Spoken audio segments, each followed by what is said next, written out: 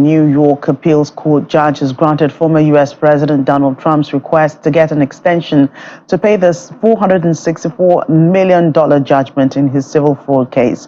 The former president is at a hearing for his criminal case over hush money paid to adult film actress Stormy Daniels.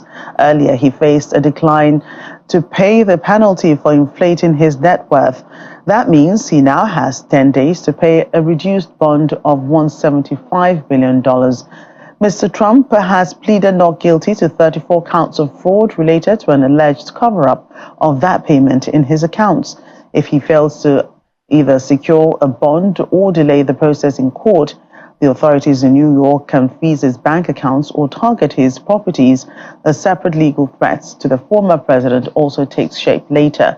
Last week, his lawyers said that he had been unable to cover the penalty despite approaching numerous financial companies to provide a bond. At least 3 people are feared dead following floods caused by heavy rains that pounded Kenya's capital, Nairobi, for hours.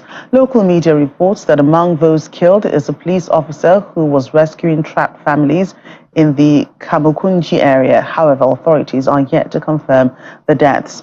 Motorists were stranded in their cars as the floodwaters submerged various roads. Parts of the Nairobi Expressway, which links the country's main airport to the capital, were also flooded. The weather experts say the rains would continue over the next few days, and the Kenyan Red Cross has advised motorists and pedestrians to evacuate roads immediately if they sense impending danger. Senegal's former Prime Minister Amadou Ba has congratulated rival opposition candidate Bassirou Diomaye Faye for taking the lead in the presidential election, even though there has been no official announcement. Supporters of the man in the lead had taken to the streets of the capital, Dakar, in celebration, as early results from Sunday's vote show the opposition contender was in front. The celebrations come as at least 5 of the 17 candidates in the race issued statements congratulating him on what they called his victory. The Constitutional Council is also yet to announce the winner of the election. Our correspondent, Kayla Maguire, is in Dakar, Senegal, and reports that the largely manual election process includes diaspora voting, with hopes that a candidate makes over 50% of the votes. If not, elections will have to be reheld in 2 weeks. No restriction of foot or vehicle movement in Dakar, Senegal, as the country's over 7.3 million registered voters line up to vote for a new president.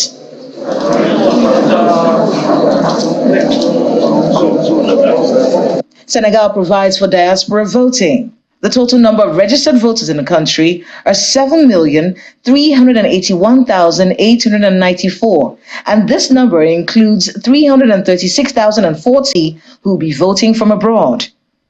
There are 6,341 polling centers in the country and 367 abroad. 15,633 polling units in the country and 807 polling units abroad. Frontline candidates in these highly contested elections in Senegal are Bassirou Diomaye Faye, ex-PASTEF party, and considered the main opposition; Amadou Ba, ruling Benno Bokk Yakaar coalition; Idrissa Seck, who's the former prime minister and came second during the 2019 polls; and Khalifa Abubakar Sall, former mayor of Dakar. There's only one female candidate in the race, and her name is Anta Babakar Ngom.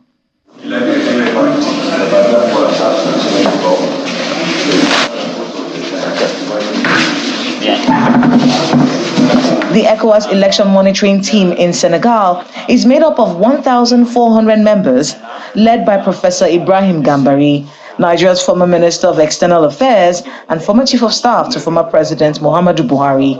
Well, so far very peaceful and orderly. About 540 in each of the polling area, and all the materials are there.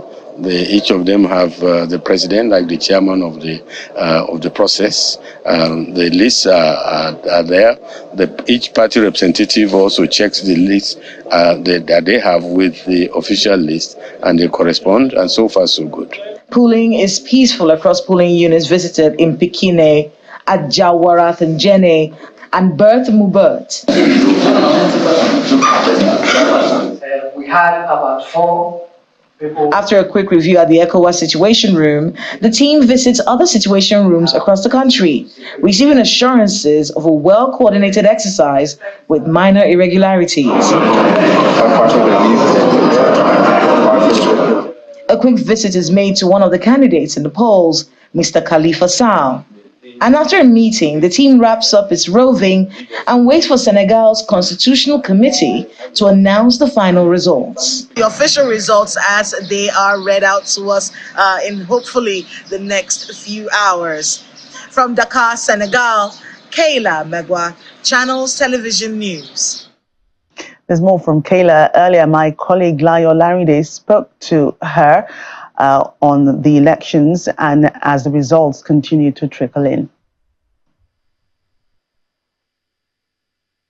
Hello, Layo. It's a very windy city and everyone came out in the cold. It's cold and windy, but a lot of people dared the weather and they came out and they voted yesterday. One of the things we noticed was that the election started on time. They were built to start at 8 a.m. and then at about 6. And by 8 a.m. we already saw people in polling booths. We saw the election materials already. You know, here the elections are being handled by the Ministry of Interior, our equivalent of the Ministry of Interior. So we saw all of the organization. It has been described by a lot of the observers that we met yesterday, not just the ECOWAS observers, we also met local observers, the United Nations. All of these people describe the elections as free, as fair, as well coordinated. Remember, this is an election that many people didn't think was going to happen because of the build-up to the election. There was a lot that happened, cancellations and postponements. And Senegal has been described by many as one of the strongest democracies in Africa, being one of the only countries that has never experienced a coup d'etat. So it's a democracy that a lot of people have respected over the years. But that respect, like I said yesterday, came under a lot of scrutiny recently as a result of the fact that many people stayed believing that President Macky Sall was trying to extend his time in office. So we saw cancellations, postponements till December. But very happy that the elections happened as planned yesterday. A lot of young people very interested in this election. And, the Constitution Council of the country will be the only ones who can give us the actual results of the election. And remember, they need a 50% lead to be able to win, which is interesting. And we're wondering how that is going to work, considering the fact that we have about 19 people running for the office of president.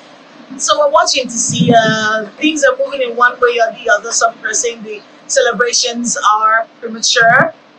Other people are very excited about what they think is a lead in one particular candidate's direction. So we're watching to see how it all unfolds. And like I said, 50% of the votes. And if no one is able to get over 50% of the votes here in Senegal, then they might have to do elections again. But everyone is hoping that that doesn't happen. We're watching to see how it all unfolds, Lionel. The people of Senegal, at least from the feelers we're getting, will be expecting presidents who will be able to lift them out of poverty. There are statistics that show that more than half of the population in Senegal live below the poverty line. That's something that a lot of people will be wanting to see their new president do. There's the people have been decrying a lack of employment opportunities, and of course we're seeing a high level of unemployment in the country, and that's something that many people, and some of the people who's hoping to, will be expecting their new leader to create more job opportunities, lift the people out of poverty.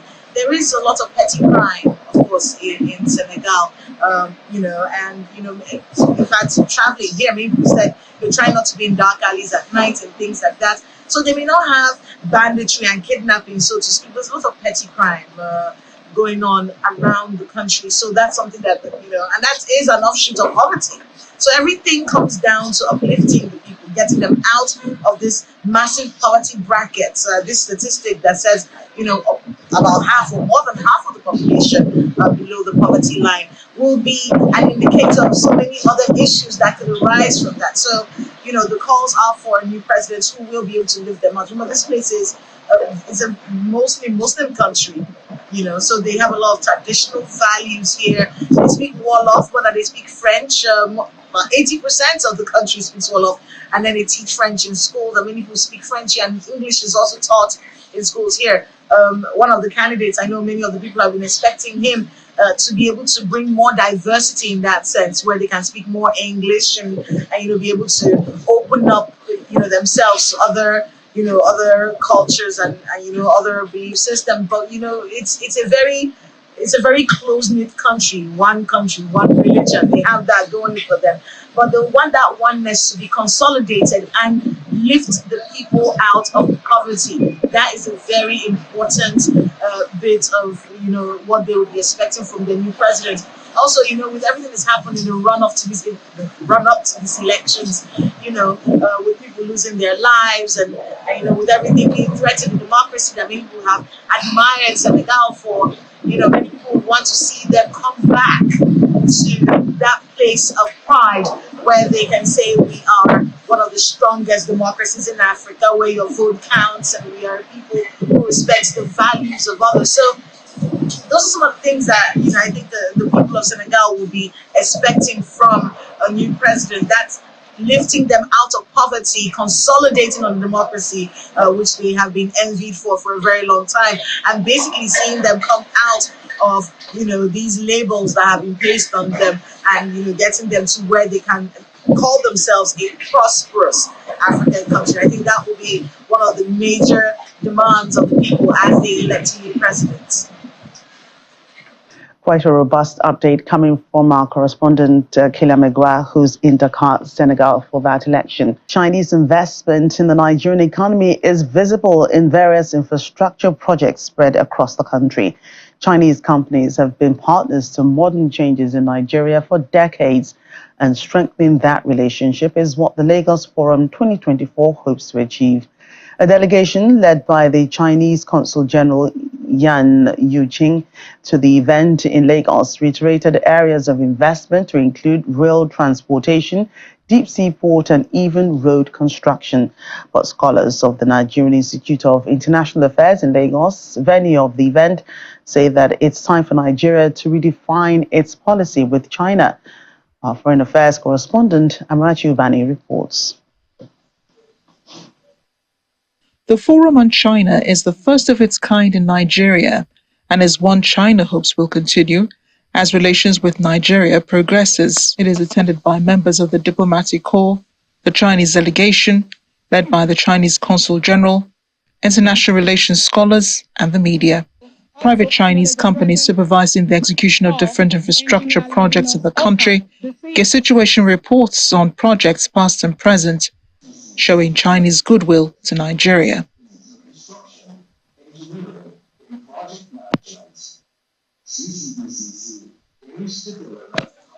The Consul General Yan Yuqing says both countries are one step closer to a better world. China stands ready to strengthen multilateral coordination with African countries and the AU to safeguard the common interests of developing countries. China and Nigeria are strategic partners, and the engagement between the two countries is a vivid example of the promotion of equal and orderly multipolarity of the world. Director General of the Nigeria Institute of International Affairs, Professor Hossam Sagi, while commending areas of cooperation, said it's time Chinese services are domesticated in Nigeria. And China must help Nigeria to become a manufacturing economy, a productive economy. Because one of the cardinal points about Chinese emergence as a big power was transfer of technology as a platform, for all that China had in terms of its transformation. And so China must transfer technology to Nigeria. China must domesticate technology in Nigeria, and China must help, in that regard. His words are reiterated by the Acting Director of Research and Studies at the NIIA, Dr. Ifem Ubi, who says re-strategizing foreign policy with China will build stronger cooperation and fast-track Nigeria's economic development. There are some newer theories that people don't even talk about, which has also undermined, international or interstate relations in the international system. Theories like the constructivist theories, you construct what you want to see, and the propaganda you see that is coming is because the West or other countries or whoever feels, the people I call xenophobes, people I call xenoskeptics, will construct a vision of the kind of China you want to see, a vision of the kind of Africa they want to see, a vision of the kind of relationship between China, Africa, and all that. And so, although these are laudable initiatives, like I said, ambitious ones too, without being pessimistic, our community of shared future can only be achieved through sincerity and commitment. A book launch and some more discussions on varying aspects of relations, and the program comes to an end, with the hope that leaders will work towards real change for economic development. Amarachi Ubani, Channel Television News. International French Day is observed on March 20 every year and observed within the International Organization of La Francophonie's 77 member states to celebrate the French language and the culture. The day was created in 1988 and celebrates the signing of the Niamey Convention in Niger on March 20, 1970. Here in Lagos, 3 countries spearheaded the celebrations: France, Canada, and Switzerland.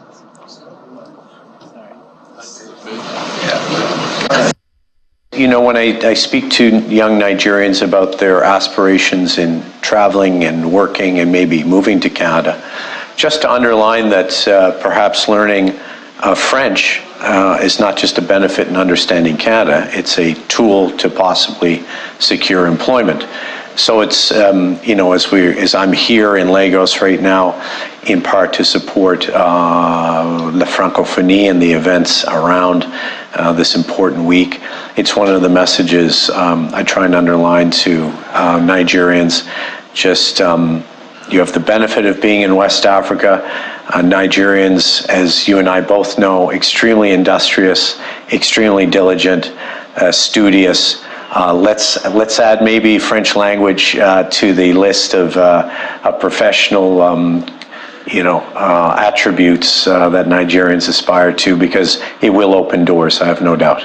The theme of the summit is to create, to innovate, and to undertake in France. This underlines the multiple opportunities and dynamism of the French-speaking world, while encouraging creativity, innovation, and entrepreneurship as levers for job for the youth. This summit will also enable this country to reflect on the issues and challenges facing the Francophonie today in a rapidly changing world.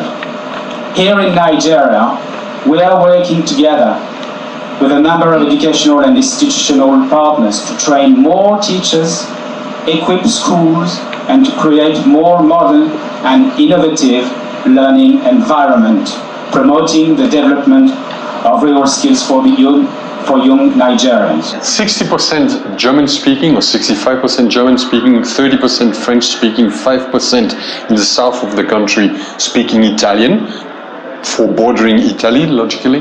And then, yes, a small 0.something percentage that speaks Romanche, a traditional language still spoken in certain hidden valleys and mountains in East Switzerland, exactly. So it's embedded in our constitution.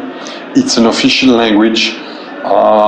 Basically, you learn one of the 3 languages in school, or 2 of the 3 languages in school, the main one. Romanche is really something traditional that we want to keep differences alive and not to mainstream everything.